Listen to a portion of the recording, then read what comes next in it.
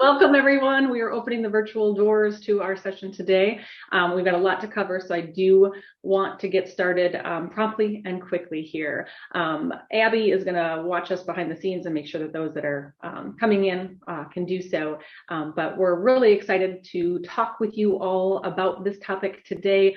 This is not a topic that we're essentially introducing and starting to begin the conversations about women lawyers and marketing in a more formal context. But because it's 45 minutes, it's going to be a quick presentation in many respects, and we won't be able to get too deep on some of these subjects.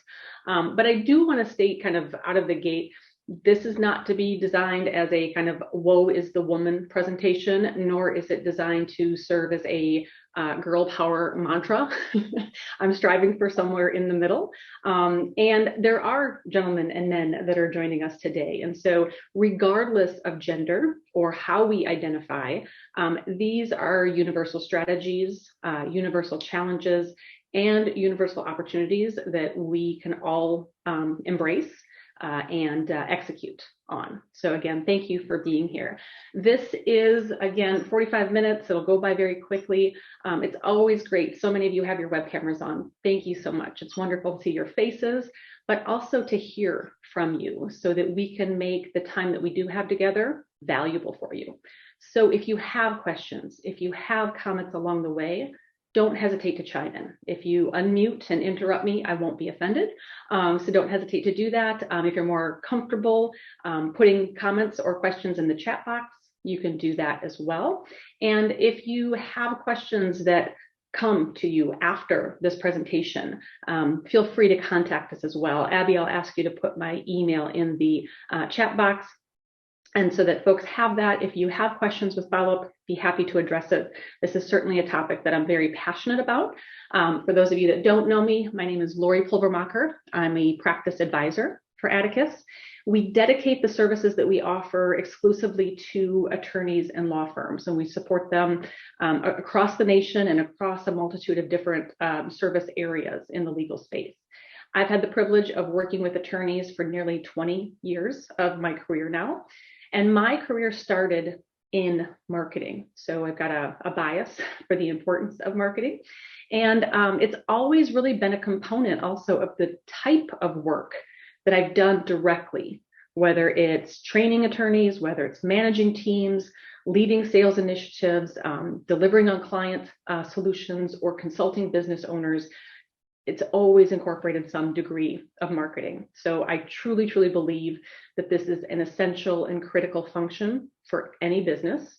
But I also believe that it's one of the many hurdles that attorneys face in their practices, which is why we're here today. So again, an introduction into many of these subject points today. There were so many things that I wanted to incorporate in a multitude of directions this conversation really could have gone in today. But ultimately, I want to help you gain confidence around marketing and discuss some marketing activities that you can consider.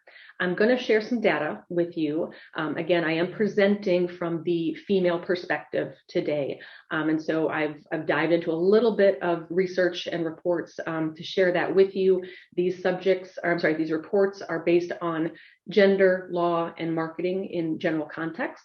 And again, we're just scraping the surface of this topic today. As we get started, though, I would love to hear from you. What drew you to this topic? What is your why as to why you are here today? What are you hoping to learn? What are you hoping that I will address?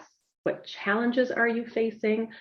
Please share those responses in the chat box, and I can keep an eye on those and see if hopefully I can try to incorporate some of them. I can't make any promises, of course, that we'll get to everything today, but we've seen a really strong interest in this topic. And it's quite possible that we will do a follow-up to this, one that allows more minutes to present on. So if we have the interest, if this is something that really resonates with you, share that with us so that we know where to take a deeper dive and where to direct this conversation so that it has relevance for you in your practice. And while you are filling in your why and sharing that with us, and again, the default in the chat box is to send it to everyone. If for whatever reason you're a little hesitant to share your why and don't want everyone to see it, you can adjust the drop box in the chat to go to just to Abby or just to myself, and we will, capture that. But again, would really love to understand, what was it about this topic, or what are you really hoping to get out of this? And while you're doing that, I'll share with you a little bit of our why and my why behind what we're doing today. So again, I mentioned that I've worked with attorneys for about 20 years, but during my career, I've also worked with CEOs, HR directors, sales professionals, business owners in other spaces. And when I work with women specifically, they've often shared with me concerns or hesitations that they have around marketing. And not for the same reasons. It's for a multitude of different reasons. They have concerns over whether or not they will be perceived as being credible or believable. They feel like they're too shy or too insecure to market themselves. They feel like it's salesy or it's unbecoming of a woman. I had a woman tell me that once. It's unbecoming of a woman to do this kind of thing. They may just lack familiarity or knowledge or education and just don't know how to do it, or don't know if they're doing it right. They often feel too that sometimes it will make them seem arrogant or more egotistical if they put themselves out there. And by nature of putting ourselves out there, we're being vulnerable. It's very difficult for many of us to take a place of vulnerability. And then there's even concerns about opening the door to harassment, or being hit on, or being perceived as wanting a certain type of attention, right? I've had women tell me, and then certainly there's reports out there, that women get direct messages on social media, inappropriate comments, have emails sent, all as a result of their marketing initiatives. So it's a very real concern to attract the wrong type of attention, right? We're trying to attract attention through marketing, but we want the right type of attention. And then there's the result, or the result of getting that type of attention is, how do I deal with it? How do I respond to it? How do I set expectations? And for some women, it's just, don't do that, and I don't open the door, and I don't have to worry about it, right? So these are some of the reasons for our why, and why we wanted to cover this topic today. So my why is that I don't want you to ignore marketing. I want you to overcome some of these fears or concerns. I want you to look past some of these fears or concerns and really embrace marketing as part of your practice strategy, as well as your personal brand. Some of you are an attorney within a firm. Some of you are a partner within your firm. Some of you are the business owner. So you're coming from different perspectives, but you have a brand that your firm possesses. You also have a personal brand. And you can leverage that personal brand to support your firm brand and to support client acquisition. Now, personal branding is a whole topic within itself, so we won't get into that today, but just something to think about from the context of that. And so just some real quick statistics. Again, I don't want to hammer on the gender gap, if you would, but there are some real, gaps, I guess, that exist, disadvantages, stereotypes, and concerns. So we are slowly and surely chipping away at evening this out, all right? So we're approaching a 40% of all lawyers being women as of last calendar year. But with respect to the number of seats that we have in comparison to men, and the perceived opportunities, and even the perception of how much harder we have to work to get those same opportunities, still exists, right? So again, these are just some quick statistics, but again, finding a balance here. This is where I wanted to focus a little bit more on. And so, we often find that these experiences that are showcased on this slide here, especially for individuals who are mothers or take on parent duties, it seems to be an increased disparity here. We often have to flex or reduce the amount of hours to accommodate school or daycare schedules. We often are taking the lead on domestic tasks. And when it comes to the the respect factor or the ownership factor. Female lawyers often report that they are mistaken for lower level positions in their firm, such as custodial staff, administrative staff, or court personnel. So in addition to the items on this graph, I found another report that I found very interesting from the Harvard Business Review. They found a large gender gap in self-promotion. Now, we're talking about promotion in the context of marketing today, but I think it's really important to see that it goes hand in hand with our ability to self-promote ourselves as individuals. Is very closely tied to being able to self-promote ourselves as an attorney offering services and solutions, or as a firm. So when they did this study, they found that men rate themselves on average 33% higher than women, even when performance was equal. So they found that men engage substantially in more self-promotion than women do. So they had them do an exercise. They also had them do a test.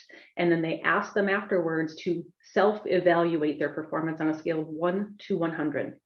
Men gave themselves an average of 61 out of 100. I was surprised it wasn't higher.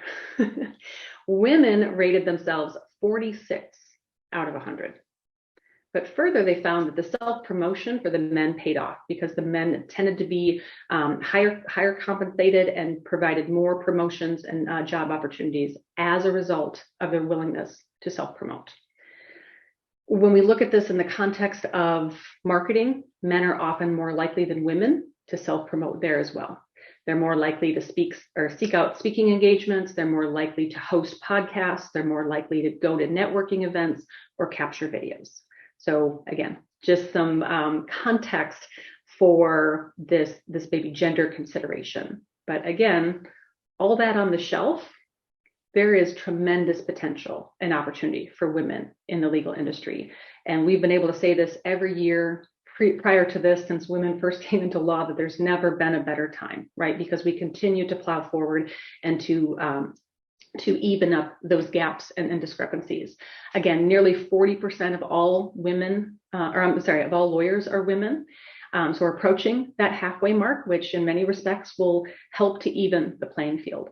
But I think it's encouraging to know that the graduating class of 2024 at Harvard Law School is 54%. 54% of the students are women in next year's Harvard graduating class. And it's also important to know that women partners win 12% more than their male colleagues, when women associates win 3% more than their male colleagues. So this is in a litigation situation. So again, potential opportunity, but we really need to own our success.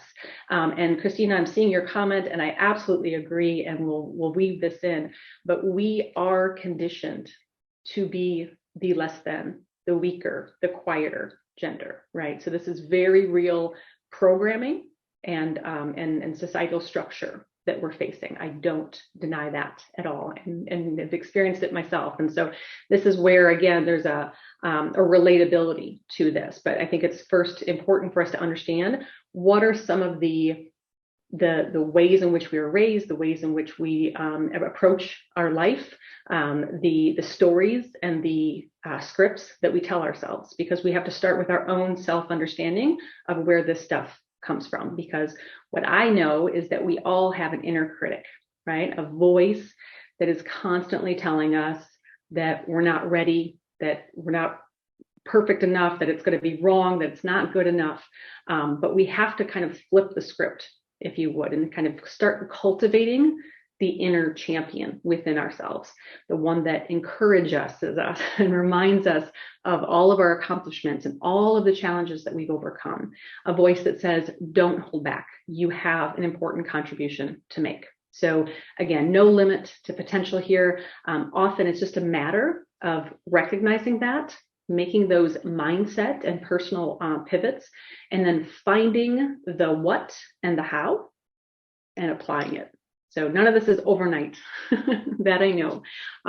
But let's look at some of the attributes that we often use to describe women. Again, we could add dozens and dozens more to this list. This is a very short list.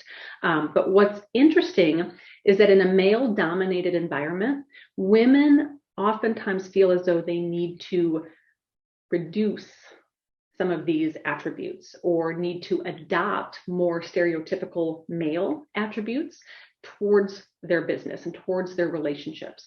So even if it may not be in their nature, they deem themselves as needing to be more competitive, more aggressive, more results oriented, more focused on themselves, right? Because that's what we perceive is what is needed to be successful. In my own personal experience, when I was younger in my career, I had a lot of thoughts and fears, right? I second guessed myself. I convinced myself because of my raising that I have to outwork and outsmart everyone around me to make my mark. And, again, there's a lot to the way that we're raised. There's a lot to the way in which we've been cultured in our schools and societies. But after many years, what I learned, and learned well after I already felt burnt out, well after I felt taken advantage of and very frustrated, was that most of the messages and the stereotypes I was assuming rang louder for me than they did for those around me, right? There was a lot that I put on myself because I was raised in a way that said, no, honey, you can't do that because you're a girl. Your brothers can do that, however, because they're boys. And because you're a girl and because you're a woman, you have to conduct yourself these ways, right? So like I said, that's a big part of the scripting. But also, yes, was I judged? Yes. Was I in a competitive environment? And yes, did I, have certain situations in my career where I felt less than because I was a woman, because I was expected to do the administrative functions while my male counterparts didn't have to do that? Yes, there was a lot of that. But ultimately, there was a big part of me that was like taking on more than I had to. I really needed to let go of some of that stuff. So again, no doubt we still have some tremendous progress to make in many of these male versus female areas, but we can take more control and we can own our voices, our skills, and take that ownership going forward. And we can embrace our attributes, the attributes that are listed here, or the attributes that you identify with that aren't listed here, or even if you do identify with those more male-like attributes, it doesn't matter. What is important is understanding who you are and how you want to be seen so that you can put that out there in a way that's true and authentic to you. So the thoughts that we have are really important. We've hinted at that certainly over the past few moments. But the way in which you approach the beliefs that you have about yourself are really important. Again, doesn't matter what gender you identify with. If you believe you are powerful, you believe you're smart, you're skilled, you're creative, you will be more successful. If you believe that you can become these things or that you can improve from where you are today to where you want to be in the future, you are more likely to realize it. We have to replace the negative thoughts with the positive ones. But more importantly, these attributes are your secret sauce for your marketing strategy. They are admirable, they are desired by your clients, and they can be played up to attract your ideal clients and your ideal professional partners. And so knowing who you are, what are your strongest attributes, and how to embrace them is part of creating your story and telling folks that brand that you want to offer. So again, the how behind this, we don't have time to dig in today, but think about these attributes or the attributes that you have that you could play up, that you could market on, and that you could use as part of your client development strategy. All right. A rainmaker, for anyone where this term isn't familiar, is someone who brings in clients or brings in new business or revenue to their firm. There's a variety of ways that can be done. I really want to focus on the first item here, which is networking and relationship building, namely referral-based marketing. Your network is essentially tied to your net worth. So making a point to develop relationships, to identify relationships that can serve you and your business, to nurture existing relationships that you have, and to go out and cultivate new relationships is really, really important. For many attorneys that I work with, again, regardless of gender, this is the hard work. This is the, I don't want to ask for business. This is the, I don't have anything of interest or value to bring to people. What do I talk to them about? This feels awkward. Again, there are a lot of things that we tell ourselves about this type of initiative. But it's easier than we often perceive it to be if we just go through the motions and gain familiarity with it. And if we create a process around this, right? So the networking and the chit chat and the small talk and the doing something after I've already done a full day of work for a happy hour or a networking event just feels like a lot of work that just, I don't know if I'm going to have any benefit to it. I don't know what's going to result, and it's just going to be me being awkward and more tired than I already am, right? So that's what I hear from a lot of attorneys. But this is a really important skill and really important activity. The relationship piece of it, especially for practices who are trying to increase business sooner rather than later. These referral relationships have the power to do that oftentimes faster than your social media strategy, your advertising strategies that take time to create momentum and get the exposure needed to cultivate new leads.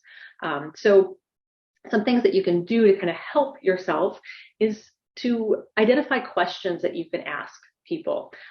If you haven't read the book by Dale Carnegie, the How to Win Friends and Influence People, tons of good stuff in there. But ultimately, listen and be sincere.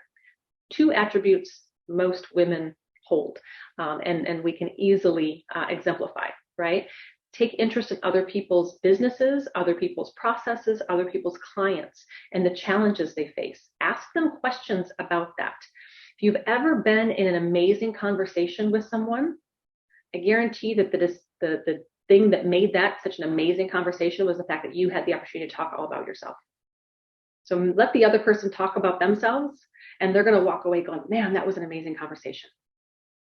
I really like that person because they got to talk about themselves, which everyone loves. Even an introvert likes the opportunity to talk about things that matter to them, that are important to them. So if you can let someone else talk, then do that. Again, if you think going into a networking event is telling people about your skills and interests and your business, yes, it's going to feel salesy. It's going to feel like something you don't want to embrace. But guess what? Everyone else that's going to those networking events thinks the same thing. They think, I need to go here and tell everyone all about me. So if you take a different approach, you're taking the pressure off yourself to have to tell your own story, but you're allowing others to talk and share about their life and their business and their clients. You're going to be far more successful. You're going to be far more memorable, and for all the right reasons, right? Lori? So you can certainly, yes. Oh, go ahead. Sorry. I didn't mean to cut you off there. No, go ahead. I have a question in the chat box from Lauren. She said, do you have any recommendations for folks with young children when it comes to doing networking activities? I personally find it hard to find the time when I'm busy with my 3-month-old. Lauren, when I had a 3-month-old, I was not going to any networking events. I mean, that's just the reality of it. I was exhausted. The demands of being a mother in that infancy of your infant is challenging. So my advice would be give yourself some grace right now, and certainly lean on the resources that you do have. If there's somebody that can support you by watching the baby for even if it's just an hour and a half, so that you can go and make an appearance, right? But again, 3 months old, I just stay home with that baby and enjoy it. But you have to balance what you need for work and for business, and maybe some obligations that you're facing that I'm not aware of. So maybe that's not an option. But again, lean into, I see Shannon saying, Facebook group there, lean on others where you can, for me, there was a lot of demands as a mother, but ultimately I looked at my husband and said, I need these 2 hours. These 2 hours you are on, I am off, and I need to focus on this other area. Again, having, a strong sitter or someone who can support you there. But this is one of those, and we're going to talk about time management strategies a little bit, but certain things happen in our life that we just can't find more time in, right? And having an infant child is one of those things that's going to take up a lot of time. So again, give yourself some grace in that respect. But then, are there opportunities for you to attend things virtually? There's virtual networking events that you can log into via Zoom that doesn't force you to have to be out of the house and maybe doesn't require as much time because of travel and parking and things of that nature. So, again, they'll have to look and see what are my obligations, and that's going to be unique for everyone. But then also making sure that the activities that you're doing, and we're going to talk about this, align with where there's going to be impact. There are no shortages of networking events and groups and activities and happy hours and things that you could be going to, but ultimately you're going to have to determine what's going to have the greatest impact. What is my objective for this particular event? And what can I mark as a success if I do this, right? So I've got certain networking things that I do that I just count as a non-win, right? I just do it because I do it. But others, if I'm going to do this, it has to check these boxes. And if it can check these boxes, then I'm going to make the commitment to do that. So, Lauren, I don't know that I answered your question, but hopefully gave some thought and ideas that were not only helpful to you, but to others as well, because the time constraint is very real for all of us. The energy constraint is very real for all of us as well.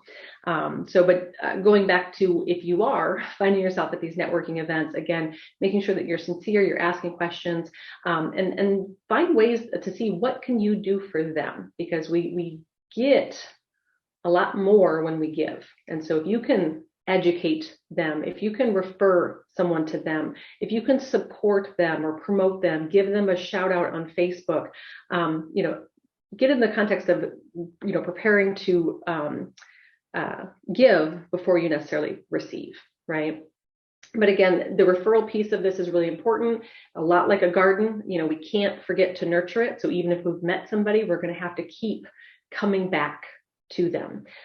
We don't meet somebody, then they just automatically send us business. We've got to find ways to stay top of mind with them, to cultivate those relationships long term, and understand that if someone is sending us business today, fantastic. It doesn't guarantee they're going to send us business tomorrow. We are competing for those referrals with other attorneys, and other attorneys are also trying to win that. But there are things that you can do to differentiate yourself. There are things that you can do to stay top of mind and demonstrate that you care and that you find value and gratitude and appreciation with the business that they've sent you. And as Terry said, follow up, but find ways to automate that, find ways to ease that. And we'll talk about that in just a moment. But the thing here too is I have develop your laser talk. And we talk about this as a strategy here at Atticus on how do you tell others what you do and why you do it in a way that resonates with them. I don't want to go to a networking event and introduce myself as, hi, I'm Lori, I'm a practice advisor. That means nothing to my audience. That doesn't encourage them to ask me questions. That doesn't tell them who I work with or why I do what I do or what's interesting about what I do. So think about how you can craft an introduction. So one, you can rehearse it, you feel comfortable, you feel confident, remove some of the jitters on how you're going to approach meeting new people, but also, again, differentiate yourself, because everyone's coming into this going, name, business, title, right? How can you say, here's who I am, here's what I do, here are the types of people I work with, here are the challenges that the people that I work with face, right? And create a story around that, right? And then, the referrals can come from your clients as well as professional referral sources. Again, you've got to follow up and you've got to nurture those relationships. Make sure you have a process in place for asking for business from your clients and from your professional referral sources. The ask is the hard piece. This is where people they chicken out. They say, I'm not doing it. They know I want business. If they want to give me business, they'll send it to me. I'm not going to ask for it, right? So we take a very passive approach when it comes to asking for business. There is a direct correlation between the number of referrals you ask for and the number of referrals that you will receive. So the more you ask, the more business you will have. And then follow up and communicate with these individuals, and then ensure that you have some degree of social proof and thought leadership as well. What I mean here is you can show up at different events, you can have great relationships, but years ago I was working with an attorney who called me in a panic, worried that he was going to untangle the successful business that he'd had.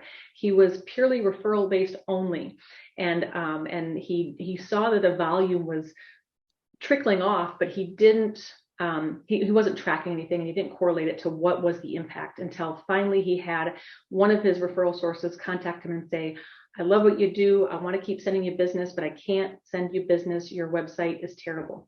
And he hadn't touched his website in well over a decade, since he probably built it and launched it.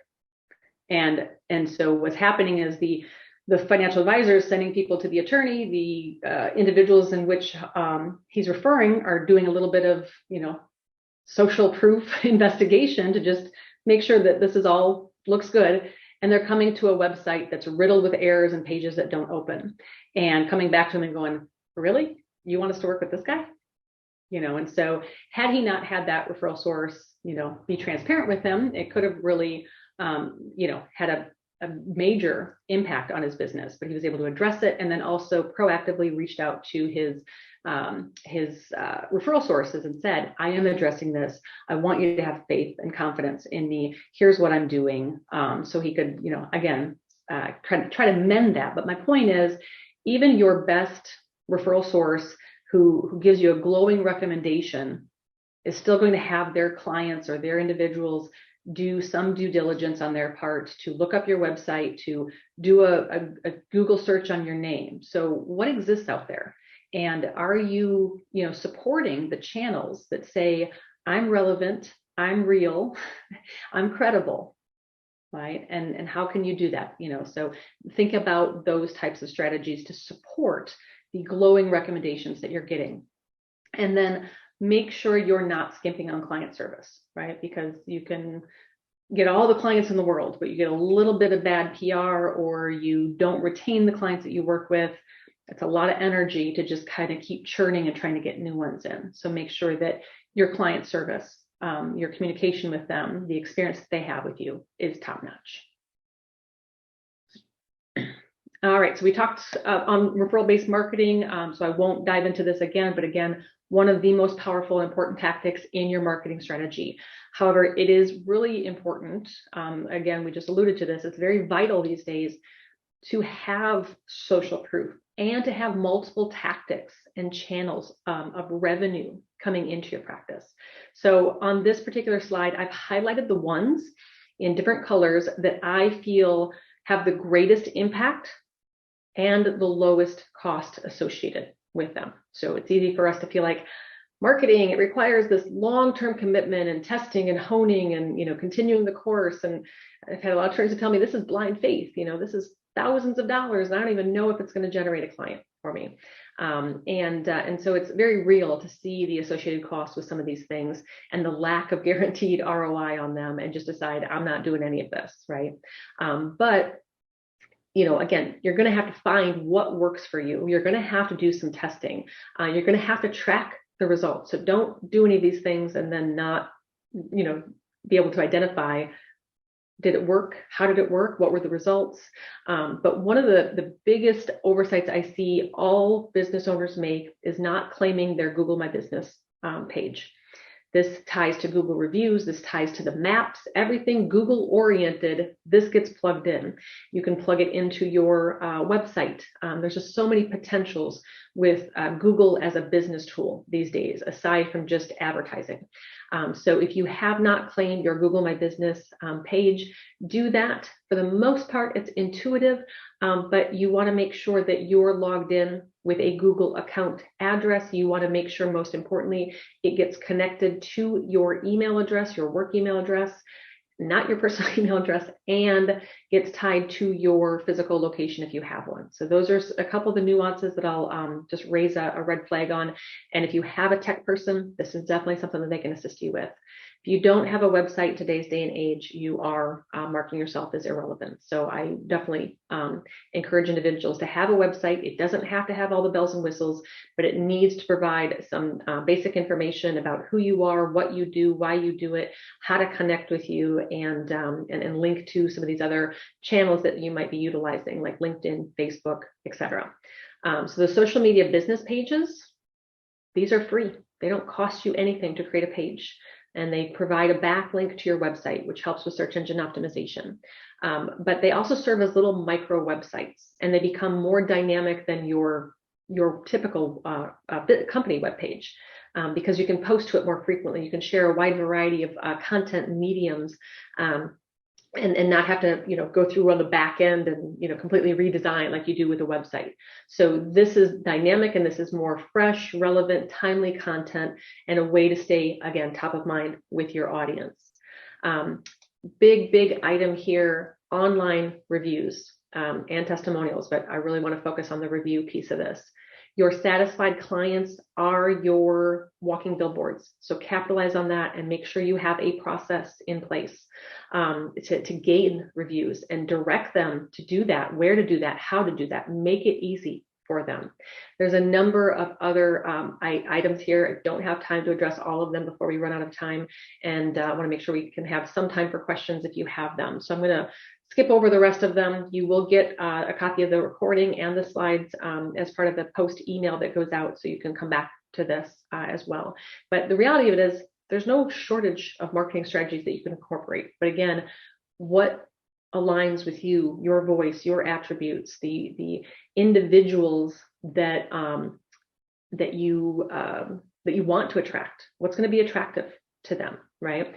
And ultimately, marketing is so essential, but not necessarily something that you as an attorney business owner should be doing yourself. So you might want to hire a marketing assistant. You can vet these get these virtually. You can hire them, you can contract them. There's a lot of opportunities here. But if you look at the list of things here, there's a number of ways that a person working just a few hours a week or even a few hours a month could support you with in your outreach and marketing efforts. All right, the big topic of confidence. Sometimes we think, like, is confidence something you're born with? Is it something you develop or you build up over time? I think it's a little bit of both. But the reality is most of us are not born with this over-the-top confidence that we can just own a room or control any situation that we walk into. So we need to develop it. And even if we are blessed with some genetic confidence genes, honing it for our specific ambitions is still going to be a necessity. And I don't want you to kind of fall into that trap of fake it till you make it. I really don't like that philosophy. You've already made it. Okay. Faking it makes you feel fake. You've already made it. Instead, face it until you embrace it. Okay. This, for most of you, does not feel natural, doesn't feel comfortable. It's not something you are so excited to jump into. Most of you are probably thinking, I'm here because I've got to do something. I don't want to do anything, but let's see what I can gravitate towards. Right. So face it until you embrace it. The more you tell yourself that those negative thoughts that we talked about before, the more that becomes part of your identity. So spend some time, shedding that imposter syndrome and replacing that with some more positive thoughts, regardless of how uncomfortable you feel, regardless of how foreign the idea of some of these strategies feel like, and make sure that voice in your head is serving you and not limiting you. Right. So again, this is not something that you're going to change overnight, but there are a number of things that you can do to overcome insecurities, unfamiliarity, second guessing, and gain some additional confidence that you need. And if you're anything like me, again, this is going to be something that you work at most of your life. Again, society, advertisements, the way we were raised, it's had a significant impact on shaping our perception of female norms. But again, we can undo this and we can embrace, what things look like for ourselves going forward. Keep in mind that underqualified and underprepared men rarely think twice about leaning in, while overqualified and overprepared women still hold back. Again, these are just the gender tendencies. Women feel confident oftentimes only when we're perfect or near perfect, right? The problem is perfectionism is really unattainable. And so we end up diminishing our confidence rather than aiding our confidence. So we've got to tell ourselves that, I can do anything I put my mind to. I can do this. I'm good enough. And whatever works for you, the important thing is to drown out the negative voice, right? And foster that inner champion. So these are, again, just different ideas for what to do. One of the ones that I will highlight real quickly is I was working with an attorney who wanted to transfer into another area of law. And we talked about the anxiety that she would feel when she thought about networking and marketing and anything sales related. And I asked her how she felt about things in her current world, right? So let's just say she's in real estate law and she wants to move into estate planning. In real estate, she felt comfortable because she'd done it for decades and she was in her groove and she had her relationships. The idea of trying to find all new relationships and all new tactics for a new area of law like estate planning was just overwhelming and paralyzed her. And so I asked her, I said, what if we looked at it this way? What if we looked at Mary, the real estate attorney, as not being comfortable, not needing or wanting networking, not doing these things, but Mary, the estate planning attorney, she relishes in this. She understands it as a dynamic component of her business strategy and she goes straight on at it, right? It seems silly for some of us, but this really worked for her. And it's worked for me personally in the past. I used to be a wallflower. I used to do everything in my power not to have any attention put on me. And it took me having to have direct conversations with myself and putting myself out of my comfort zone and talking in the mirror to prepare for certain conversations to get to more confidence. And I still am not 100% confident. Like I said, this isn't something I think that we just, have, but if creating a persona, if meditating, journaling, if just jumping in and failing forward, whatever it might be, find what works for you to slowly move the needle forward. All right. And then the balancing life and work, again, you'll get the slides on this, but, a quote from Zig Ziglar that I saw and I wanted to share. He said, I believe that being successful means having a balance of success stories across many areas of your life. You can't be considered truly successful in your business life if your home life is in shambles. We all strive for work-life balance. That means different things to all of us. So what is your definition of work-life balance? But also know that having balance is essential. It increases productivity, it increases satisfaction, and it increases our health. So it's very essential that we give thought to balance and how to find it for ourselves. All right, we're approaching the top of the hour, so quickly running out of time here. If you were hoping, again, that there was something that we would cover today that we did not, please put that in the chat box. Again, if we've got strong interest on this topic, we'll continue to explore it and offer additional follow-up sessions for you. And we can even do sessions that allow you maybe to craft some of these things that you can then implement. If there's something that you want us, again, to take a deeper dive on, share that information with us. If you have questions following, again, I'm sharing my email address with you. You're more than welcome to reach out to me with any questions or follow-up on this. But Abby's going to be also dropping some information on some upcoming events that we have that we want to invite you to. As a thank you for being here, these events do come with a monetary investment. However, we are discounting them to our participants today. And so the coupon codes are on the screen, but again, Abby's also going to be dropping those in. The first event is the lawyer referral marketing event. So here's an opportunity if you resonated with referral relationships and referral marketing as a strategy for you, because again, all too often we're way too passive in our approach to marketing to and cultivating through business and referral sources. So this workshop is for you. The other is for those of you that may have a billable hour practice. And if you do, this is a 90-minute workshop that's going to take you on a deep dive into your current billing system. So it's going to help you figure out how you can make more in your billable practice. So again, that information is there. And then the last invitation, if you haven't seen it already, we've launched a podcast, and we did this in December. So there's over a dozen sessions, I believe, that are already recorded, and getting some good feedback from the attorneys that I work with that said they've really enjoyed the conversations and they've been really helpful. So I know we're at time. I have the ability to stay on for anybody that wants to. If you have questions that you'd like for me to address, more than willing to do that. But if you need to drop off, I understand that as well. Lori, these workshops are only $99, and then they get a 50% off code. And it's just so much deeper than these webinars. It's a great value. Right. Yep. So the code will drop it down to $49 for each one of those workshops. Yeah.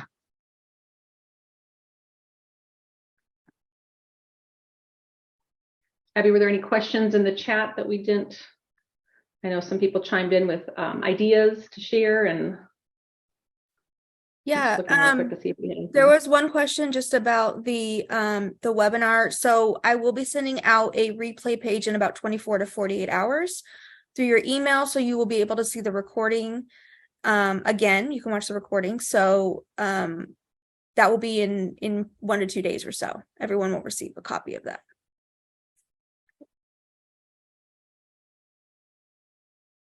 And I think that was the only. Well, like I said, I'll hang out for a few moments here. So if anybody has questions or wants to talk, I'll hang out. We'll stay. Thanks, Lori. Yeah. Thanks, Bye. Ann. Have a good day.